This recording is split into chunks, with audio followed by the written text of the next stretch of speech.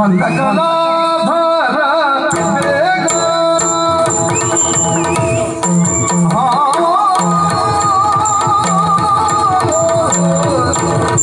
ಬಂದ ಬಂದ ಬಂದ ಬಂದ ಕಲಾಧಾರ ಬೇಗ ಬಂದ ಬಂದ ಬಂದ ಬಂದ ಕಲಾಧಾರ ಬೇಗ ತಂದ ಮಂದಿರಯೋ ಸುಂದರಿಯ ಸುಂದರಿಯ ಸುಂದರಿಯ ನೆನೆಯುತ್ತಾಗ ತಂದ ಮಂದಿರಯೋ ಸುಂದರಿಯ ಸುಂದರಿಯ ಸುಂದರಿಯ ನೆನೆಯುತ್ತಾಗ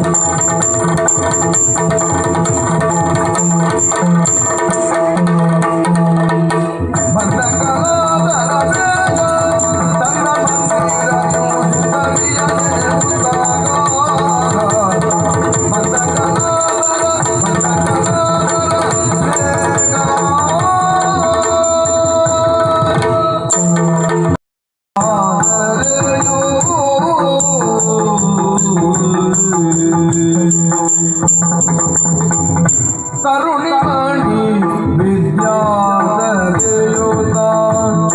ಇರುತ್ತಿರಲು ಮಂದಿರದೋಳು ಇರುತ್ತಿರಲು ಮಂದಿರದೋಳು ಒಂದಿನ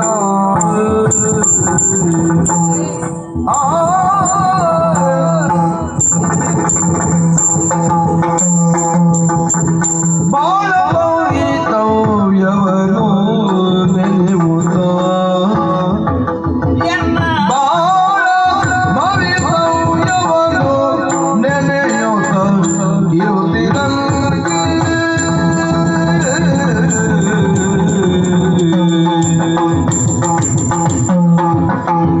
ಬಾಳ ಭವಿತವ್ಯವನು ನೆನೆಯುತ್ತ ಇರುತ್ತಿರಲು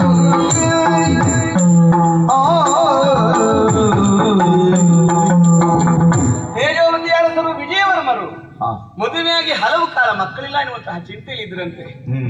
ಮಹಾದೇವಿಯ ವರಪ್ರಸಾದೋ ಎನ್ನುವ ಹಾಗೆ ನನ್ನನ್ನು ಪಡೆದದ್ದು. ಆ ಕಾರಣಕ್ಕಾಗಿ ಹೆಸರಿಡುವಾಗ ಬಹಳ ಯೋಚಿಸಿದ್ರಂತೆ. ಸಹಜ ಅದು ಮಕ್ಕಳಿಗೆ ಹೆಸರಿಡುವಾಗ ತಂದೆ ತಾಯಿಗಳು ಯೋಚಿಸ್ತಾರೆ. ಹೆಸರಿಡುವಲ್ಲಿ ಕೆಲವು ಪದ್ಧತಿಗಳು ಉಂಟು. ಹೊಸತಾಗಿ ಯೋಚಿಸುವವರು ಇದ್ದಾರೆ. ಪದ್ಧತಿ ಅಂತದ್ದು ಕುಲದೇವರ ಹೆಸರಿಡುವುದು. ಹಾಗಾಗಿ ತಿಮ್ಮಣ್ಣ ಮಗ ತಿಮ್ಮಣ್ಣ ತಿಮ್ಮಣ್ಣ ಆಗುವುದು ಕುಲದೇವರ ಹೆಸರಿಡುವುದು. ಇನ್ನು ಕೆಲವರು ದೇವರ ನಾಮ ನಮ್ಮ ಬಾಯಲ್ಲಿ ಬರ್ತದೆ, ಮಕ್ಕಳ ಹೆಸರನ್ನು ಕೂಗುವುದರ ಮೂಲಕವಾಗಿ ದೇವರ ನಾಮ ಬಾಯಲ್ಲಿ ಬಂದು ಪುಣ್ಯ ಸಂಚಯನವಾಗ್ತದೆ ಎನ್ನುವ ಕಾರಣಕ್ಕಾಗಿ ದೇವರ ಹೆಸರಿಡುವುದು. ಇನ್ನು ಕೆಲವರು ಅಜ್ಜಿನದೋ ಅಜ್ಜಿಯದ ಹೆಸರಿಡುವುದು. ಯಾಕೆ? ನಮ್ಮ ಪರಂಪರೆಯಲ್ಲಿ ಇಂಥವರೊಬ್ಬರು ಇದ್ರು ಎನ್ನುವುದನ್ನು ನೆನಪಿಸುವುದಕ್ಕಾಗಿ. ಹಳೆಯವರು ನೆನಪು ಆಗ್ಲೇಬೇಕು. ಯಾಕೆ? ದೇವರ ಆಶೀರ್ವಾದ, ದೇವರ ಅನುಗ್ರಹ, ಹಿರಿಯರ ಆಶೀರ್ವಾದ ಮನುಷ್ಯನ ಏಳಿಗೆ ಕಾರಣವಾದದ್ದೇ ಅದು. ಹಾಗಾಗಿ ಹಿರಿಯರ ನೆನಪನ್ನು ಮಾಡಿಕೊಳ್ಳುವುದಕ್ಕೆ ಇಡುವುದು. ಇನ್ನೂ ಕೆಲವು ಬುದ್ಧಿವಂತ ತಂದೆ ತಾಯಿಗಳು ಹೆಸರಿಡ್ತಾರೆ. ಹೇಗೆ? ನಮ್ಮ ಮಕ್ಕಳ ಬದುಕು ಹೀಗೆ ಆಗಬೇಕು ಅನ್ನುವಂತಹ ಧೋರಣೆಯನ್ನು ಹೊತ್ತು. ಬಹುಶಃ ನನ್ನ ತಂದೆ ತಾಯಿಗಳು ಹಾಗೆ ಯೋಚಿಸಿದ್ರು ಅಂತ ಅನ್ನಿಸ್ತೇನೆ ನನ್ನ ಹೆಸರಿಡುವಾಗ. ಯಾಕೆ? ವಿದ್ಯಾಧರೆ ಅಂತ ಹೆಸರಿಸಿದ್ದಾರೆ. ವಿದ್ಯೆಯ ಆಗರವೇ ಆಗಬೇಕು ನಮ್ಮ ಮಗಳು ಎನ್ನುವಂತಹ ಆಶಯವರದ್ದಾಗಿರಬಹುದು. ಕಾರಣ ಏನು ಹೇಳಿ? ಕಳ್ಳರಿಂದ ಅಪಹರಿಸಲಾಗದಂತಹ, ವ್ಯಯಿಸುವುದರಿಂದ ವೃದ್ಧಿಸುವಂತಹ ಒಂದೇ ಒಂದು ಸಂಪತ್ತು ಅಂತ ಹೇಳಿದ್ರೆ ವಿದ್ಯೆ. ಅದನ್ನು ಅಪಹರಿಸುವುದಕ್ಕೆ ಅಸಾಧ್ಯ. ಮತ್ತೆ ವಿದ್ವಾನ್ ಸರ್ವತ್ರ ಪೂಜ್ಯತೆ ಅಂತ ಹೇಳಿ ಅರಸನಾದವನು ತನ್ನ ನಾಡಿನಲ್ಲಿ ಮಾತ್ರ ಪೂಜಿಸಲ್ಪಡ್ತಾನೆ. ವಿದ್ವಾನ್ ಸರ್ವತ್ರ ಪೂಜ್ಯತೆ. ಹಾಗಾಗಿ ಅಲ್ವಾ ನಮ್ಮಲ್ಲಿ ಕೆಲವು ಮಂತ್ರಿಗಳಿಗೆ ಸಮಸ್ಯೆ ಆಗುವುದು ಸ್ವಾಮಿ. ಅವರಲ್ಲಿರುವ ವಿತ್ತ ಬೇರೆ ಕಡೆ ಹೋದು ನಡೆಯುವುದಿಲ್ಲ. ಅದೇ ವಿದ್ಯೆ ನಡೀತದೆ. ಇಲ್ಲಿ ವಿಶೇಷವಾದಂತಹ ಉನ್ನತ ವ್ಯಾಸಂಗ ಮಾಡಿದವ ವಿದೇಶದಲ್ಲಿ ಹೋಗಿ ಉನ್ನತ ಪದವಿಯನ್ನು ಪಡೆಯಬಹುದು. ಅದೇ ಎಷ್ಟು ಗಳಿಸಿದ್ರು ಇವರು ವಿತ್ತಲ್ಲಿ ವ್ಯಯಿಸ್ಲಿಕ್ಕೆ ಆಗುದಿಲ್ಲ, ಅದು ಬೇಕು ಪಡಬೇಕಾಗ್ತದೆ. ಹಾಗಾಗಿ ಸಮತಿ ವಿದ್ವಾನ್ ಸರ್ವತ್ರ ಪೂಜ್ಯತೆ ಅಂತ ಆ ಕಾರಣಕ್ಕಾಗಿ ಹಾಗೆ ನನ್ನನ್ನು ಬೆಳೆಸುವಲ್ಲಿ ಪ್ರಯತ್ನಿಸಿದ್ರು. ಅವರ ಆಶಯವನ್ನು ಈಡೇರಿಸಬೇಕು ಎನ್ನುವ ಕಾರಣಕ್ಕಾಗಿ ಅಲ್ಲ, ನನ್ನ ಆಶಯವಾಗಿ ನಾನೊಬ್ಬಳು ವಿದ್ಯಾವತಿ ಆಗ್ಬೇಕು ಅನ್ನುವಂತಹ ಆಶಯದಲ್ಲಿ ನಾನು ಸಾಧ್ಯವಾದದ್ದನ್ನು ಕಲಿಯುವಂತಹ ಪ್ರಯತ್ನವನ್ನು ಮಾಡಿದ್ದೇನೆ. ಪ್ರಾಯ ಸಮರ್ಥರಾಗಿ ಮನೆಗೆ ಬಂದಾವಾಗ ಸಹಜವಾಗಿ ಹೊಣೆಗಾರಿಕೆಯನ್ನು ಹೊತ್ತಂತಹ ತಂದೆ ತಾಯಿಗಳು ಮಕ್ಕಳಿಗೆ ಸರಿಯಾದಂತಹ ಸಂಸ್ಕಾರ, ಮದುವೆ ಎನ್ನುವಂತಹ ಸಂಸ್ಕಾರವನ್ನು ಮಾಡುವಲ್ಲಿ ಯೋಚಿಸಿದ ತಪ್ಪಲ್ಲ. ನನ್ನ ಅಪ್ಪ ಅಲ್ಲಿಯೂ ನನಗೆ ಸ್ವಾತಂತ್ರ್ಯವನ್ನು ಕೊಟ್ಟಿದ್ದಾನೆ. ಕರೆದು ಕೇಳಿದ, ನಿನಗೆ ಎಂತವನಾಗಿರ್ಬೇಕು ಗಂಡನಾಗಿ ಬರುವವ ನನ್ನಿಂತಲೂ ದೊಡ್ಡವನಾಗಿರ್ಬೇಕು ಅಂತ ಹೇಳಿದೆ ನಾನು. ಯಾವುದರಲ್ಲಿ? ಕೇವಲ ವಯಸ್ಸಿನಲ್ಲಷ್ಟೇ ಅಲ್ಲ, ಎಲ್ಲವುದರಲ್ಲಿಯೂ. ಯಾಕೆ? ನೀವು ಈಶ್ವರಲಿಂಗ ನೋಡಿದ್ದೀರಿ ಸ್ವಾಮಿ, ಪಾಣಿಪೀಠ ಅದರ ಮೇಲೊಂದು ಬೋನುಕಲ್ಲು. ಈ ಪಾಣಿಪೀಠ ಪ್ರಕೃತಿಯನ್ನು ಸೂಚಿಸ್ತದೆ, ಬೋನುಕಲ್ಲು ಪುರುಷನನ್ನು ಸೂಚಿಸ್ತದೆ. ಪ್ರಕೃತಿಯ ಮೇಲೆ ಪುರುಷನ ಅಧಿಪತಿತ್ವವಿದೆ, ಹಾಗೆ ಹೆಣ್ಣಿನ ಮೇಲೆ ಗಂಡಿನ ಅಧಿಪತಿತ್ವ ಇರಬೇಕು ಅಂತಾದ್ರೆ ಅವ ದೊಡ್ಡವನಾಗಿರ್ಬೇಕು. ಯಾವುದರಲ್ಲಿ? ಎಲ್ಲವುದರಲ್ಲಿ. ಕಲಿತ ವಿದ್ಯೆಯಿಂದ ವಯಸ್ಸಿನಿಂದಷ್ಟೇ ಇಲ್ಲ, ಎಲ್ಲವುದರಲ್ಲಿ ತಿಳುವಳಿಕೆಯಿಂದ. ಆ ಕಾರಣಕ್ಕಾಗಿ ಹಾಗಿದ್ರೆ ಎಂತವನಾಗಿರ್ಬೇಕು? ವಿದ್ಯಾವಂತನಾಗಿರ್ಬೇಕು. ಯಾವಾಗಲೂ ಗಂಡ ಹೆಂಡತಿಯರ ಆಸಕ್ತಿ ಒಂದೇ ಆಗಿದ್ರೆ ಒಳ್ಳೆಯದು. ಅದಲ್ಲ ಅಂತಾದ್ರೆ ಎತ್ತು ಏರಿಗಳೆಯಿತು, ಕೋಣ ನೀರಿಗಳೆಯಿತು ಅಂತ ಆಗ್ತದೆ. ಆಸಕ್ತಿ ಒಂದೇ ಇದ್ದಾವಾಗ ಬದುಕು ಹಸನಾಗ್ತದೆ.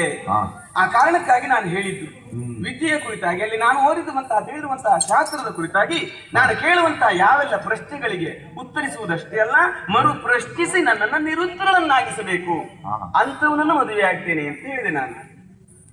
ಆ ಬಗ್ಗೆ ನಾನು ಪ್ರಯತ್ನಿಸ್ತೇನೆ ಅಂತ ನಮ್ಮ ಅಪ್ಪ ಹೇಳಿದ್ದಾರೆ. ನಾನೇ ಪ್ರಯತ್ನಿಸುವುದಿಲ್ಲ. ಯಾಕೆ? ಯಾವಾಗಲೂ ನಾವು ಪ್ರಯತ್ನಿಸಿ ಹುಡುಕುವ ಗಂಡಿಗಿಂತಲೂ ಅಪ್ಪ ಅಮ್ಮ ಪ್ರಯತ್ನಿಸಿ ಹುಡುಕಿದ ಗಂಡೇ ಒಳ್ಳೆಯದು. ಯಾಕೆ? ಒಂದು ಹೊಣೆಗಾರಿಕೆ ಇದೆ. ಹಾಗಾಗಿ ಆ ಕುರಿತಾಗಿ ನಾನು ಹೆಚ್ಚು ತಲೆ ಕೆಡಿಸಿಕೊಳ್ಳುವುದಿಲ್ಲ. ನಮ್ಮ ಅಪ್ಪ ಇದ್ದಾರಲ್ಲ, ನಾನು ಮತ್ತದೇ ಪುಸ್ತಕವನ್ನು ಹಿಡ್ಕೊಳ್ಳುವುದು ಏನು ಅಂತ ಮತ್ತೊಮ್ಮೆ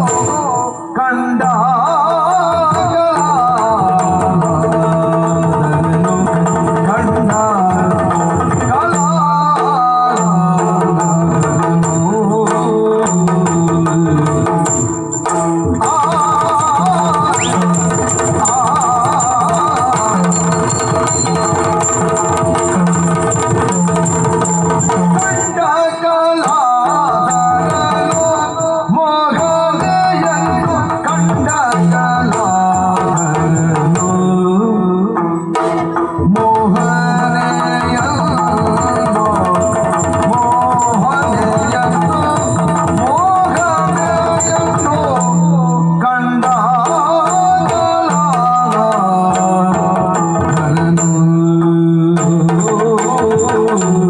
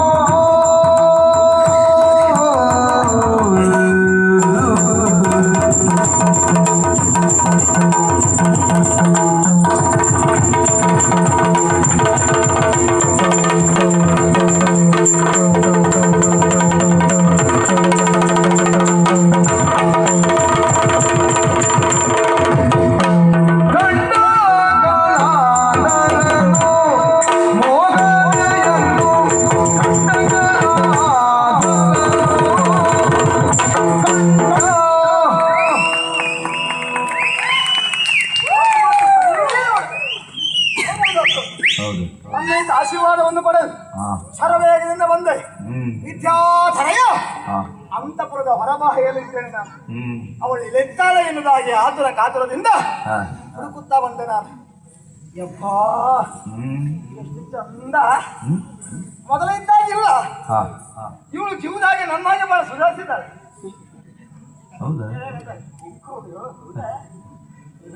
ಖಂಡಿತ ಹೌದು. ಮೊದಲಿದ್ದದಕ್ಕೂ ಈಗ ಇದ್ದದಕ್ಕೂ ಮಿಥ್ಯಾದರೆಯ ಭಿನ್ನತೆಯನ್ನು ಕಾಣಲಿಕ್ಕೆ ಸಾಧ್ಯವಾಗ್ತದೆ. ಎಷ್ಟು ಚಂದ, ಎಷ್ಟು ಅಂದ ಅವಳ ರೂಪ, ಅವಳ ಲಾವಣ್ಯ ಮಾರು ಹೋಗಲೇಬೇಕು ಎಂತವನು. ಕಂದರ್ಪ ನರಸಿಯ ಧಿಕ್ಕರಿಪಂತ ರೂಪ ಲಾವಣ್ಯ. ಹಣೆ ನೋಡಿ, ಹಣೆ ಬಂಗಾರದ ಮನೆ. ಅವಳ ಕಣ್ಣು ನೋಡಿ ಮನೆ ಕೈ ಕಪ್ಪಿಲು, ಕಣ್ಣು ಮೀನ ನೇತ್ರೆ, ಅವಳ ಮೂಗು ಕೆಂಡ ಸಂಪಿಗೆಯ ಮಗ್ಗು, ಅವಳ ಕಲ್ಲ ಅವಳ ಗಂಡ ಇದ್ದಾಳ. ಅವಳ ಹಲ್ಲು ನೋಡಿದ್ರ ಹುಣಸೆ ಬೀಜ ಗೊತ್ತಿಲ್ಲ ಅದರ ಗುಟ್ಟು.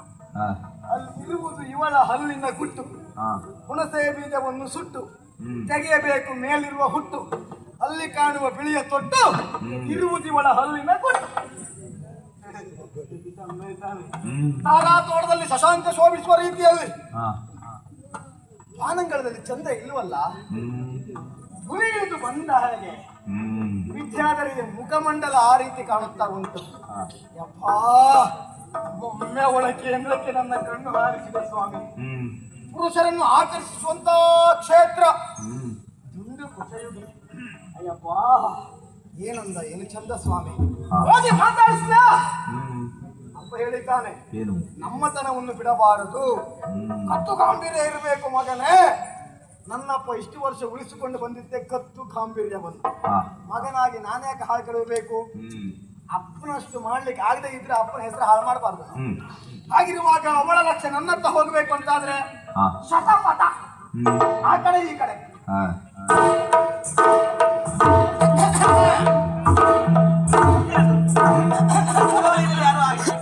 ಈ ಕಡೆ ಬಿಡಿಗಾಡದಾಗುಂಟು, ಹೆಜ್ಜೆಯ ಶಬ್ದ ಕೇಳ್ದಾಗುಂಟು.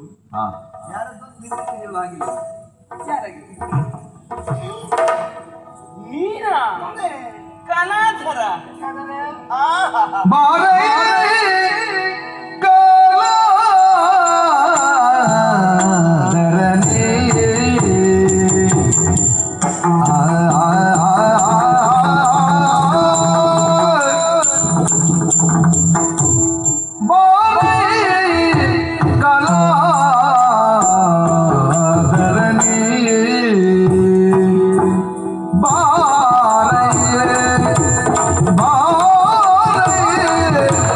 Bye.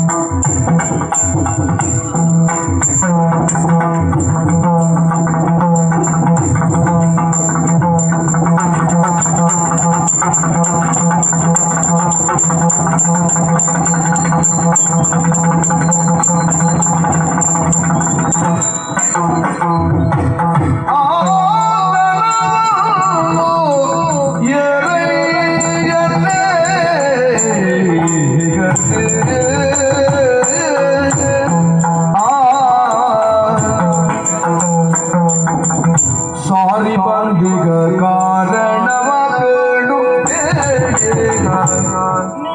ಸಾರಿ ಬಂದಿಗ ಕಾರಣವ ಕೇಳು ಹೇಳಿಗ ಸಾರಿ ಬಂದಿಗ ಕಾರಣವ ಕೇಳು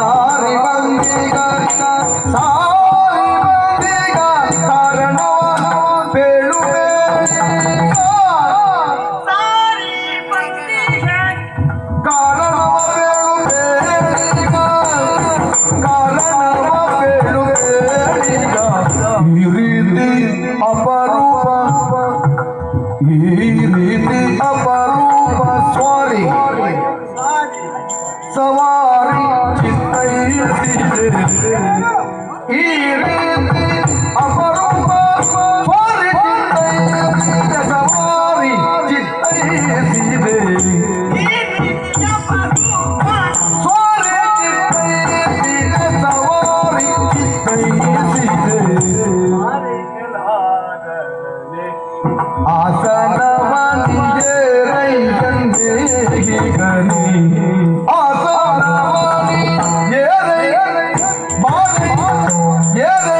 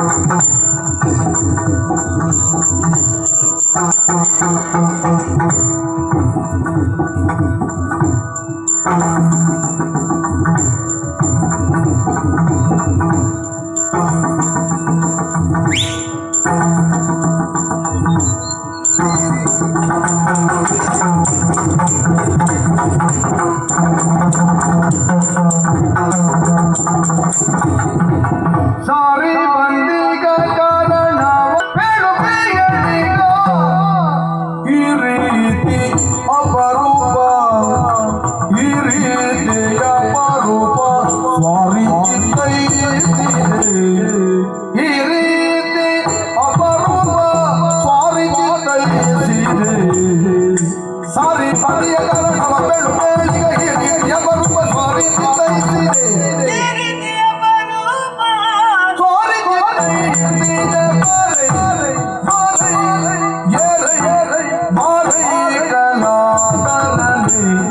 ಆಸನವನಿ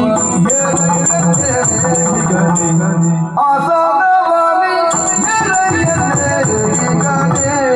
ಕಲಾಧರಣಿ ಎಂದೇ ಹೀಗನೆ ಕಲಾಧರಣಿ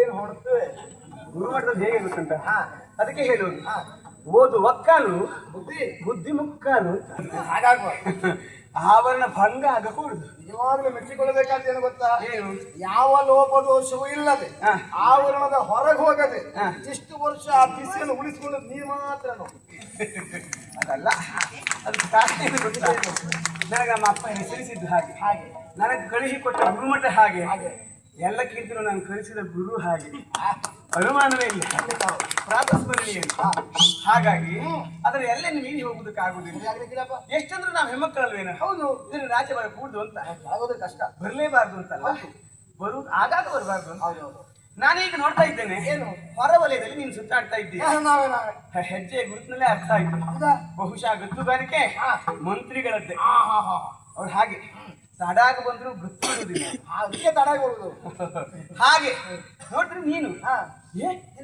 ಇಲ್ಲಿ ನಿಂತ್ಕೊಂಡಿದ್ದೀರ ಮತ್ತೆ ನಾನು ಹೋಗ್ಬೇಕಿತ್ತ ಅಲ್ವಾ ನಾನು ಮಾತಾಡ್ತಾ ಮಾತಾಡ್ತಾ ಮರ್ತು ಬಿಟ್ಟೆ ಈ ನಿಮ್ಮದೆಲ್ಲ ಹೀಗೋ ಹೀಗೋ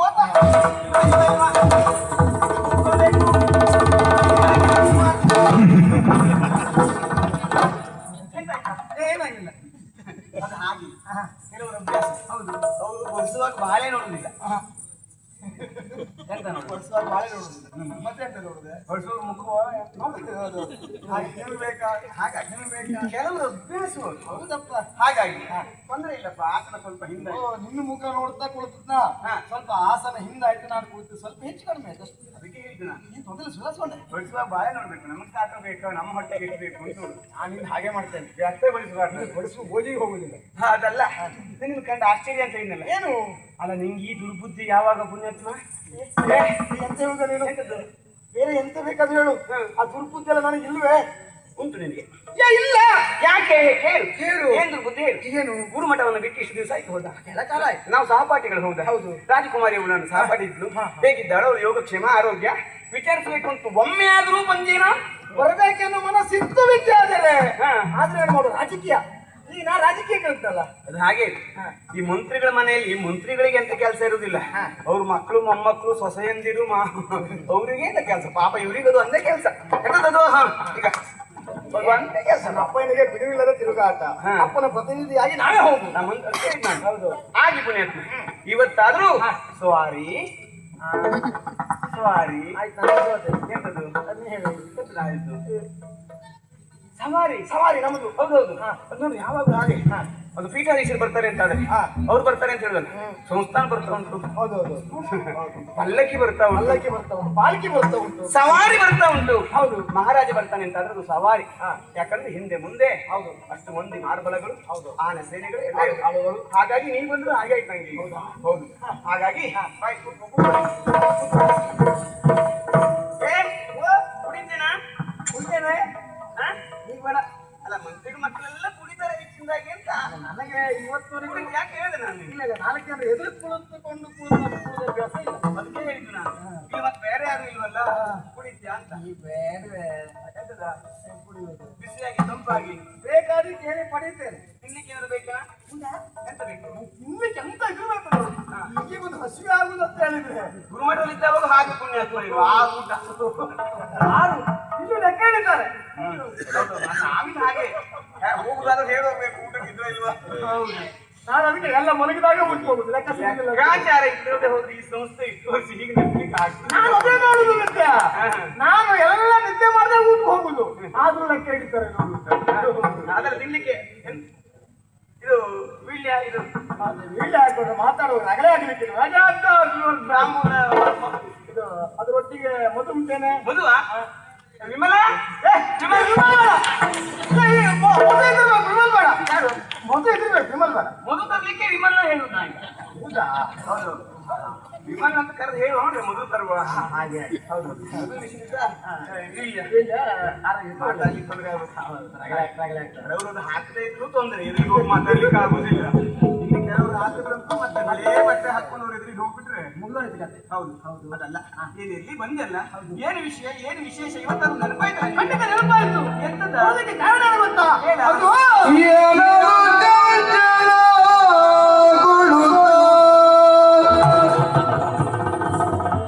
ಕಲಾಧರ ಮನದಿ ಶಂಕೆಯ ತಾಳುವ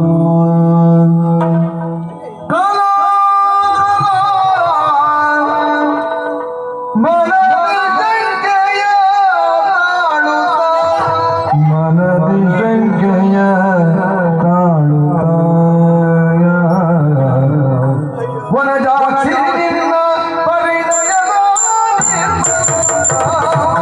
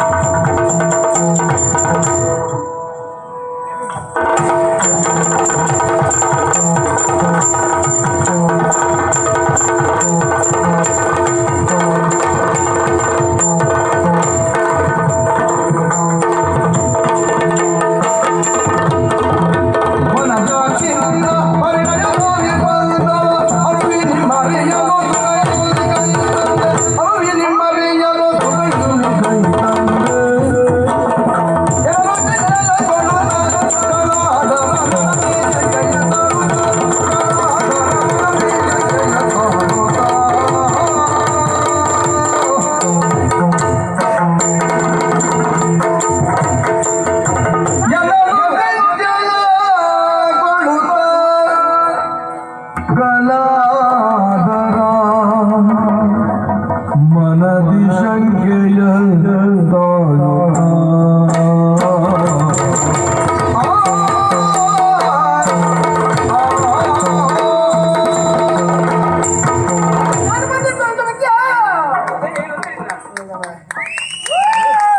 ತಾಳುತ್ತಾ ನಾನೊಂದು ವಿಷಯ ಹೇಳಬೇಕು ಬಂದೆ. ಅದನ್ನೇ ಹೇಳು ಅಂತ ಇದ್ದೆ ನಾನು. ಅದು ಹೇಳ್ಬೇಕು. ವಿಷಯ ಕೆಲಸ ಇಲ್ಲಿ ಮತ್ತೆ ನೀವು ಮುಂದಿನ ಮಕ್ಕಳು ಹಾಗೆ ತಿರುಗಾಡ್ತೀರಿ ನಾವು. ಖಂಡಿತ ಹೌದು. ಅದಕ್ಕಾಗಿ ಏನು ಅಂತ ಇದ್ದೆ ನಾನು. ಹೇಳ್ಬೇಕಾಗಿ ಮನಸ್ಸು ಮಾಡಿದ್ರೆ ಏನು?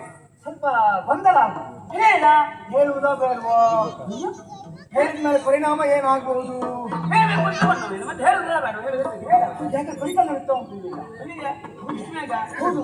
ವಿಸ್ಮಯಗ ಆಗ ಆಗಿಲ್ಲ ಬರುವುದು. ವಿಷಯ ಹೇಳಬೇಕು ಅಂತ ನನಗೆ ಹೆದರಿಕೆ. ವಿದ್ಯಾ ಮತ್ತೆ ಧೈರ್ಯ ತಕೊಂಡ ಇದು ನಿನಗೆ ಅದಂತೆ ಹೌದೇನೆ ನಂಗೆ ಎಂತದ ರೂಪುಣ್ಯಾಸ, ನಾನು ಆರೋಗ್ಯವಾಗಿ ಅದು ಆಗಲ್ವೇ ನಾನು ದೇವರು ಕೊಟ್ಟು ದೊಡ್ಡ ಸಂಪತ್ತೇ. ನಾನು ದೇವರ ಹತ್ರ ಬೇಡ್ಕೊಳ್ತೇನೆ ಬಹಳ ಸುದೀರ್ಘ ವರ್ಷಗಳ ಕಾಲ ನಿನ್ನ ಆರೋಗ್ಯ ದೇವರು ಹೀಗೆ ಇಟ್ಟಿಲ್ಲ ನಾನು ಬೇಡ್ಕೊಳ್ತೇನೆ ಮತ್ತೆ ಇವತ್ತಂತೆ ಅಂದೆ ನಾನು. ಅಲ್ಲ ನಿನಗೆ ಅದೇನೋ ಇದು ಮಾಡ್ತಾರಂತೆ ಹೌದೇನೆ ಎಂತದ? ಇದು ಮಾತ್ರ ಅದಾಗ್ತದಂತ ಹೌದಾ ಅಯ್ಯೋ ಇದು ಅದಲ್ಲ ವಿದ್ಯಾರ್ಥಿ ಮದುವೆ ಅಂತ ಹೌದೇನೆ ಏ ಪುಣ್ಯಾತ್ಮ, ಅದನ್ನು ಹೇಳಲಿಕ್ಕೆ ಇಷ್ಟು ಸುತ್ತಾಕ್ಬೇಡ. ಎಷ್ಟು ಬೇಸರ ಆಯ್ತು ಗೊತ್ತಾ ನಿನ್ನ ಬೇಸರ ಯಾಕೆ? ನನ್ನ ಮದುವೆ ಆಗ್ತದೆ. ಹಾಗಲ್ವೇ ನಿನ್ನ ಮದುವೆ ಎಂಬ ವಿಷಯ ಅನ್ಯರಿಂದ ಕೇಳಿ ತಿಳಿಯಬೇಕಾಯ್ತಲ್ಲ ಓ ಹಾಗೆ. ನಿನ್ನ ಮದುವೆ ಮತ್ತೆ ನಾನು ಆಹಾ ನನ್ನ ಮದುವೆ ಅಂತ ಮೋಹನ ಕಾಂಟ ಮಾಡ್ತೀನಿ. ಅಲ್ಲ ಮತ್ತೆ ನಿನ್ನ ಮದುವೆ ರಾಜಕುಮಾರಿ ಮದುವೆ ಅಂತ ಹೇಳಿದ್ರೆ ಸಹಜವಾಗಿ ಎಲ್ಲರಿಗೂ ಗೊತ್ತಾಗ್ತದೆ.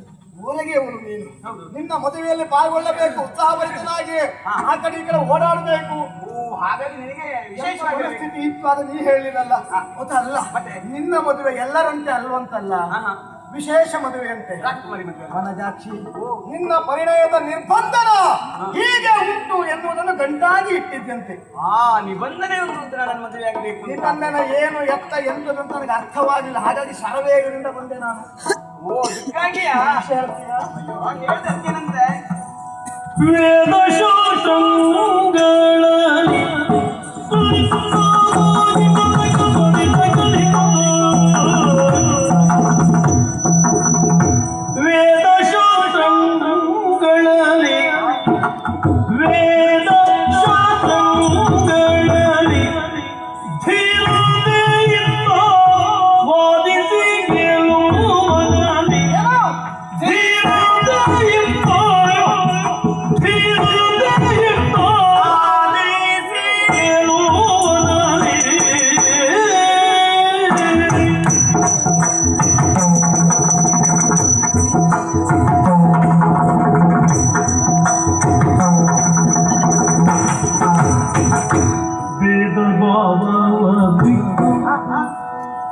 ಭೇದ ಭಾವ ಬಿಟ್ಟು ವಿದ್ಯುಕ್ತವಾಗಿ ಭೇದ ಭಾವ ಬಿಟ್ಟು ವಿದ್ಯುಕ್ತವಾಗಿ ಆರ್ಥಿಕವಾಗಿ ಪತಿಯನ್ನು ಸಂಪಾದಿಸು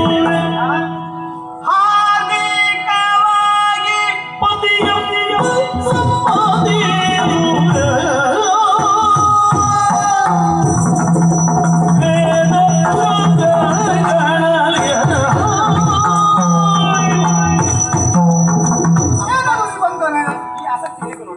ಸಹಪಾಠಿ ಮೇಲೆ ಇಷ್ಟ ಆದ್ರೂ ನೀನು ವಿಶ್ವಾಸವನ್ನಲ್ಲ ಪ್ರೀತಿಯನ್ನು ಇಟ್ಕೊಂಡಿದೆಯಲ್ಲ ಹೌದು ಬೇಕೇ ಬೇಕು.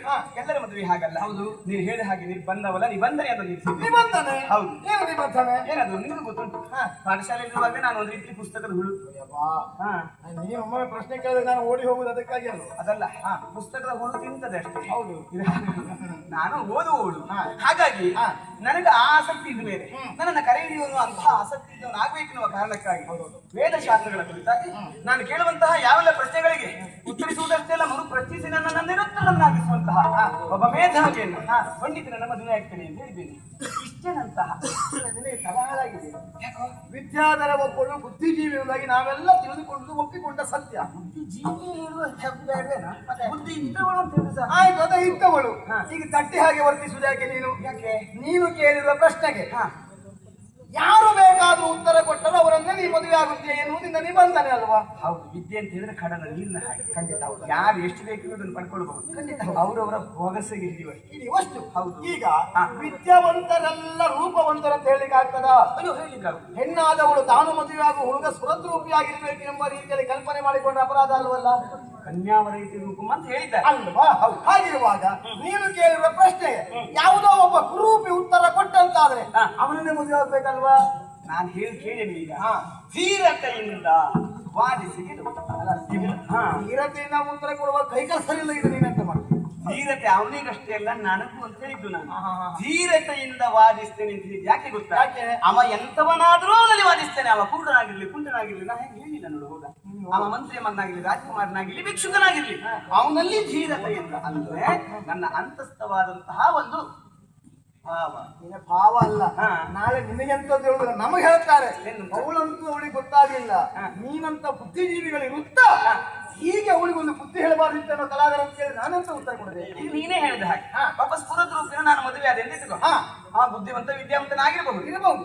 ಮದುವೆಯಾಗಿ ದಿಬ್ಬಣ ಹೋಗುವಾಗ್ಲೇ ಅಪಘಾತದಲ್ಲಿ ಕೈ ಕಾಲು ಕಳ್ಕೊಂಡ್ರೆ ಅಂತ ಹಾಗಾಗಿ ರೂಪ ಎನ್ನುವುದು ಮುಖ್ಯ ಅಲ್ಲ, ವಿದ್ಯೆಯೇ ಮುಖ್ಯ ಅಂತ ನಾನು ಭಾವಿಸಿದ ಕಾರಣ ವಾದಿಸಿ ಗೆಲುವುದನ್ನು ಮದುವೆ ಆಗ್ತೇನೆ ಅಂತ ಹೇಳಿದ್ದೆ. ನಿನ್ನ ವಾದ ಸಮ್ಮತವಾದ ಒಪ್ಪಿಕೊಳ್ಳೋಣ. ಈಗ ಮತ್ತೆ ಅಡಿಯ ಮುಂದಿಗೆ ಸ್ವರ್ಗಡಿ ನರಕ ಅಂತ ಹೇಳಿ ಯಾಕೆ? ನಮ್ಮ ಧ್ಯೇಯ ಧೋರಣೆಗಳು ನಮ್ಮ ತೀರ್ಮಾನಗಳು ಅಡಿಯ ಮುಂದಿಟ್ಟ ಹಾಗೆ. ಹೌದಲ್ಲ? ಹೌದು. ಬಂದವ ಎಂತವನೇ ಆಗಿಲ್ಲ. ನೀವು ಹೇಳಿದ ಹಾಗೆ ಸ್ಫುರದ್ ರೂಪಿಯಾದಂತ ಒಬ್ಬ ರಾಜಕುಮಾರನೇ ಅಂತ ಆದ್ರೆ ನನ್ನ ಅದೃಷ್ಟ ಭಾಗ್ಯ ಅಂತ ಭಾವಿಸ್ತೇನೆ. ಅದಲ್ಲ ಅಂತ ಆದ್ರೆ ನನ್ನ ಹಣೆ ಬರ ಅಂತ ಇದ್ದೇನೆ. ಸರಿ, ಈಗ ನೀನು ಹೇಳಿದ ಹಾಗೆ ನಿನ್ನ ಎಲ್ಲ ಪ್ರಶ್ನೆಗೆ ಯಾರೇ ಉತ್ತರ ಕೊಟ್ಟರೆ ಮದುವೆ ಆಗ್ತಲ್ವಾ? ಯಾರೇ ಉತ್ತರ ಕೊಟ್ಟರೆ ಇದು ನಾವು ಉತ್ತರ ಕೊಟ್ಟರೆ ಮದುವೆ ಆಗ್ಬೋದಾ?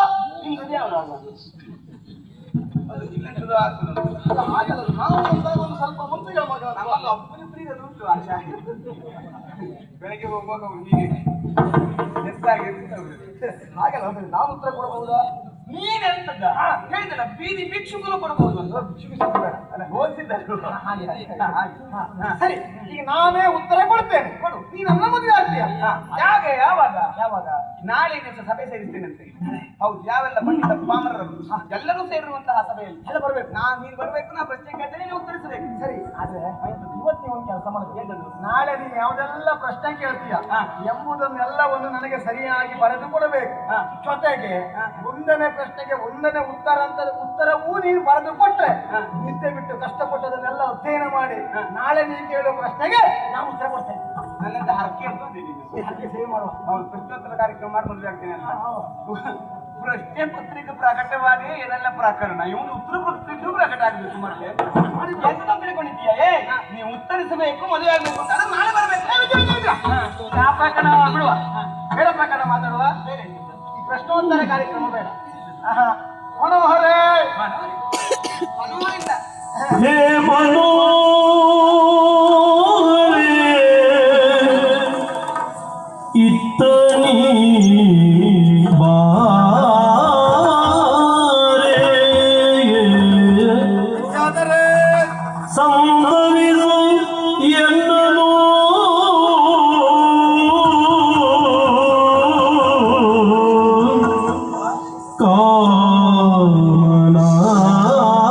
ಕಾಮನಾಟದಿ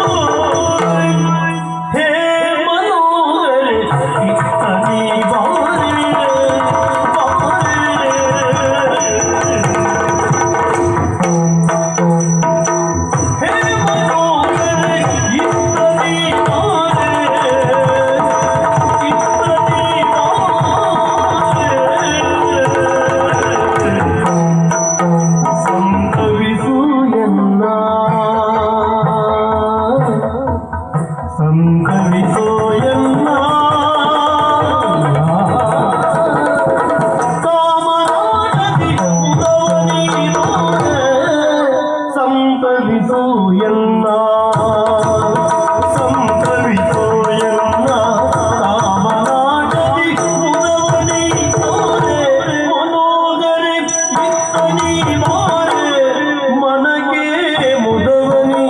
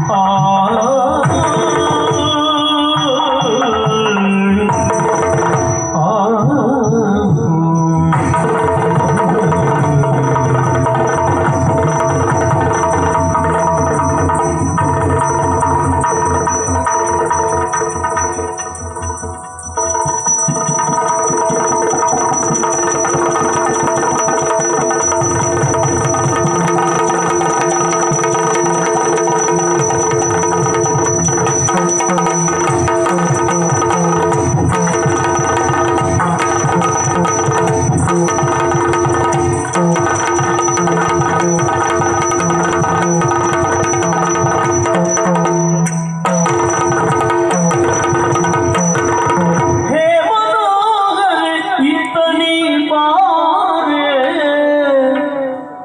ಸಂತವಿದು ಎನ್ನ ಕಾಮನಾಡದಿ ಮುದವನಿ ತೋರೆ ಮನೋಹರಿ ತನಿ ಬಾರೆ ಹೇ ಮನೋಹರಿ ತನಿ ಬಾರೆ ಸಂತವಿದು ಎನ್ನ ಕಾಮನಾಡದಿ ಮುದವನಿ ತೋರೆ ಮನಗೆ ಮುದವನಿ ತೋರೆ ಮನೋಹರಿ ತನಿ ಬಾರೆ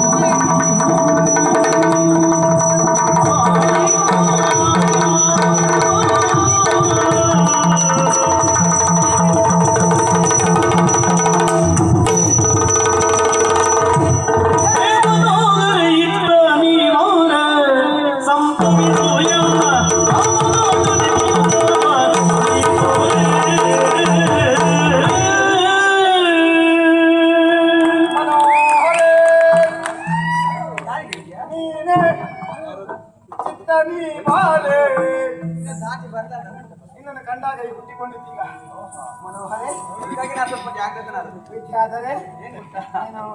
ಈ ಹೆಣ್ಣಿನ ಕಣ್ಣು ಗಂಡಿನ ಕಣ್ಣಿನ ಕಡೆಗೆ ಇರ್ತದೆ. ಹಾಗಾಗಿ ಜಾಗೃತರಾಗುತ್ತೆ ನಾವು. ಗಂಡಿನ ಕಣ್ಣು ಎಲ್ಲೆಲ್ಲಿ ಇರ್ತದೆ ಹೇಳಿಕ್ಕಾಗುದು ಅಲ್ಲ ಜಾಗ್ರತೆ ಮಾಡ್ಕೊಂಡೆ. ಹೌದು, ಒಳ್ಳೇದೇ ಆಯ್ತು. ಎಂತ ದಾಟಿ ಬದಲಾಯ್ತಾರೆ ನನ್ನ ದೃಷ್ಟಿ ಎತ್ತ ಉಂಟು ಎನ್ನುವುದು ನಿನಗೆ ವ್ಯರ್ಥವಾಯ್ತಲ್ಲ. ಹೌದು, ನನಗೆ ನೀನು ಬರುವಾಗ ನಿಮಗೆ ಕಳ್ಳಿ ಬೆಕ್ಕು ಬಂದ ಇದು ನನಗೆ ಪ್ರಾಯ ಬಂದಿದೆ. ನಿನಗೆ ಪ್ರಾಯ ಬಂದಿದೆ, ಬಹುಶಃ ಅಕ್ಕಪಕ್ಕದ ಮನೆಯವರಿಗೆಲ್ಲ ಗೊತ್ತಾಗಿದೆ. ಇಲ್ಲ ಅಪ್ಪನೇ ಗೊತ್ತಾಗಿದೆ. ನಿನ್ನ ಅಪ್ಪನಿಗೂ ಗೊತ್ತಾಯ್ತು. ಈಗ ಆರಂಭ ಆಚೀಚೆ ಮನೆಯವರಿಗೆ ಗೊತ್ತಾಗಲಿಕ್ಕೆ ಮನೋಹರೇ ಈ ಒಂದು ಕೆಲಸ ಮಾಡೋ ಪ್ರಶ್ನೋತ್ತರ ಕಾರ್ಯಕ್ರಮವನ್ನು ಬಿಡುವ. ಈಗ ಆಟ ಆಡುವ. ಆಟ ಆಟ ಹೌದು ಒಳ್ಳೆ ಆಟ, ಕಾಮನ ಆಟ. ಹೌದು. ರತಿಕೇರಿಯಲ್ಲಿ ಯಾವ ವಿದ್ಯೆ ಕಲಿಬಹುದು ಆ ವಿದ್ಯೆ ಕಲ್ತಿದ್ದೇನೆ. ಅದಕ್ಕೆ ಗುರುವೇ ಇಲ್ಲ. ಅದಕ್ಕೆ ಹೇ ಮನೋಹರೇ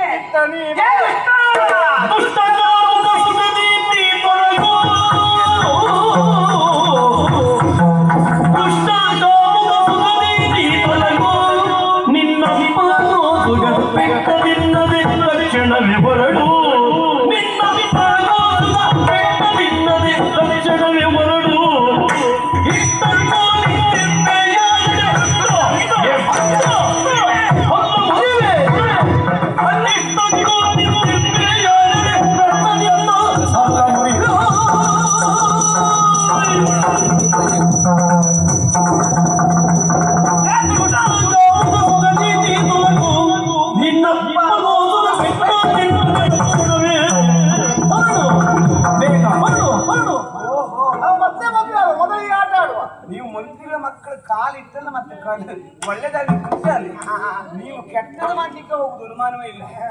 ಎಂತದ್ದು ಹೇ ಮನೋಹರ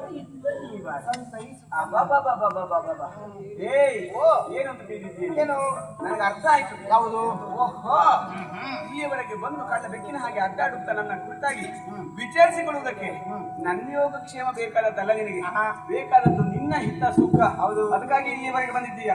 ನೀಚ ದುಷ್ಟ ಚಾಂಡಾಳ ಚಂದ್ರಾಸ ಬೇಡ. ಮಾತ್ರ ಸುತ್ತಲೇ ಯಾಕೆ ಹೇಳ್ತಾ ಇಲ್ಲ?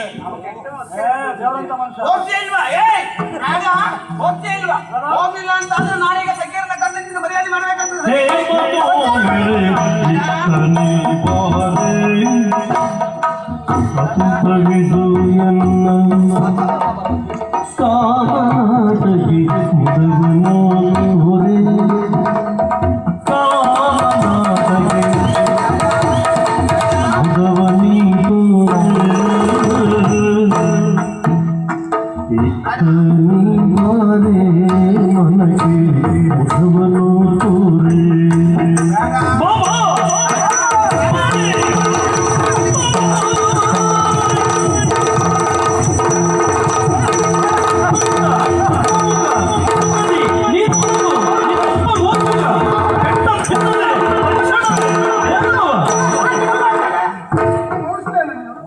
ನಮಗೆ ಚಾಂಡಾಳ ಚಂದ್ರಾಸ